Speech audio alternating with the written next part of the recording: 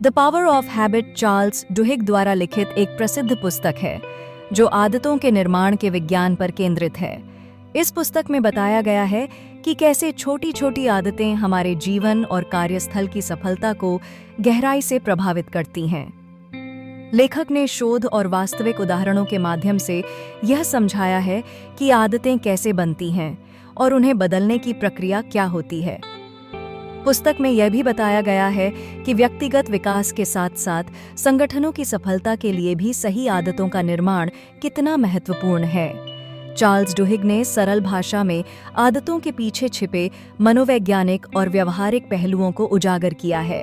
यह पुस्तक उन सभी के लिए उपयोगी है जो अपने जीवन या व्यवसाय में सकारात्मक बदलाव लाना चाहते हैं। आदत लूप 3 मुख्य घटकों से मिलकर बनता है: संकेत, दिनचर्या और पुरस्कार। सबसे पहले संकेत वह ट्रिगर होता है जो हमारे मस्तिष्क को किसी आदत को शुरू करने का संकेत देता है, जैसे सुबह अलार्म बजना। इसके बाद दिनचर्या आती है जो उस संकेत के जवाब में की जाने वाली क्रिया या व्यवहार है, जैसे उठकर चाय बनाना। अंत में पुरस्कार वह सकारात्मक अनुभव या संतुष्टि है जो हमें उस व्यवहार के बाद मिलती है, जैसे ताजगी या ऊर्जा महसूस करना।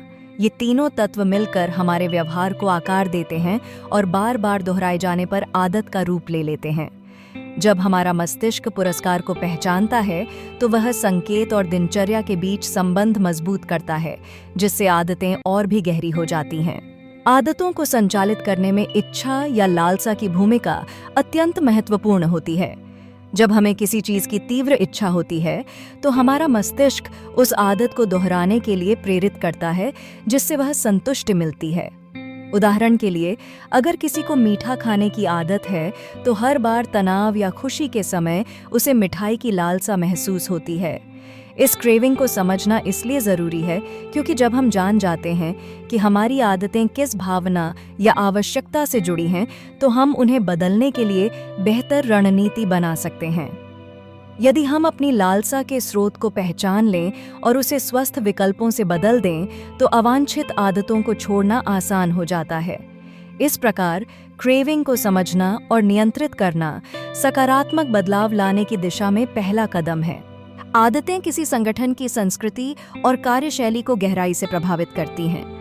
जब कंपनियां अपने कर्मचारियों और प्रक्रियाओं में मुख्य आदतों, जिन्हें कीस्टोन हैबिट्स कहा जाता है, पर ध्यान केंद्रित करती हैं, तो वे व्यापक परिवर्तन ला सकती हैं। उदाहरण के लिए, अल्कोहल कंपनी अल्कोहल ने सुरक्षा को अपनी प्राथमिक आदत बनाया, जिससे कर्मचारियों की सोच और व्यवहार में सकारात्मक बदलाव आया।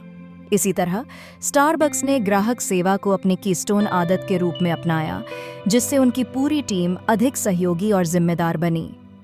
इन कंपनियों ने दिखाया है कि एक प्रमुख आदत पर ध्यान केंद्रित करने से संगठन की संस्कृति, उत्पादकता और नवाचार में उल्लेखनीय सुधार संभव है। इस तरह की आदतें पूरे संगठन में सकारात्मक ऊर्जा और अनुशासन का संचार करती हैं। आदतों को बदलने के लिए सबसे पहले यह समझना जरूरी है कि विश्वास की भूमिका बहुत महत्वपूर्ण होती है। जब व्यक्ति खुद पर और अपनी क्षमता पर विश्वास करता है तो बदलाव की प्रक्रिया आसान हो जाती है।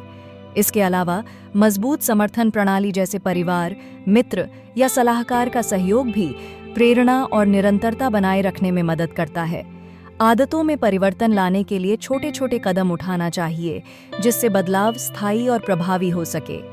एक साथ बड़ी आदतें बदलने की कोशिश करने के बजाय छोटे लक्ष्यों को हासिल करना अधिक व्यावहारिक होता है। इन रणनीतियों के साथ व्यक्ति सकारात्मक बदलाव की ओर बढ़ सकता है और अपनी जीवन शैली को बेहतर बना सकता है।